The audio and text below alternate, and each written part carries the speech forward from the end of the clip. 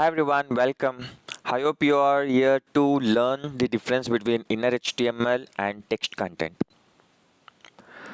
Okay, I'll quickly write one header file and write JK CoDEVERSE. This is my YouTube channel name and C is JK CoDEVERSE, and if I inspect this, I'll do like document dot get element by ID. What's our ID? We didn't give, right? I'll quickly give the ID. ID is let's say JK. Our ID is JK. See, it's a whole tag. What if I do like dot inner HTML? It's a JK CoDEVERSE. Okay, but to know the difference, okay, I'll quickly print the text content also.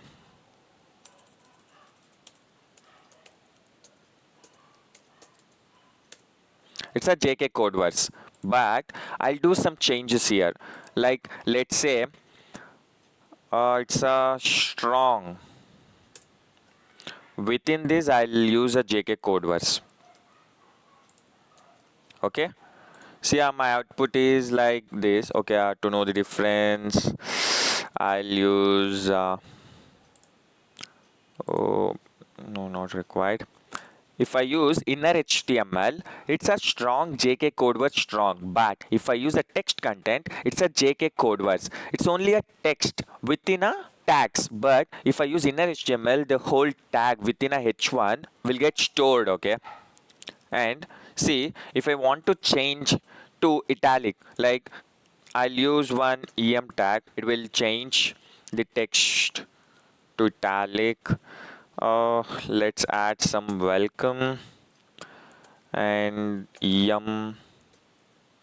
If I do this, see, this will print. But if I use inner HTML in the place of text content, this will print welcome. This is the difference between inner HTML and text content. Simply inner HTML, the HTML means everything, right? Text, the tags, everything within the H1 here, everything within the H1 will get stored or we can change. But if I use the text content, this will get stored. I have to use this and I have to modify that. But if I want to add a tags, it won't possible using the text content. That's the difference. I hope you like this video. If you like this video, please subscribe. Thank you. Bye.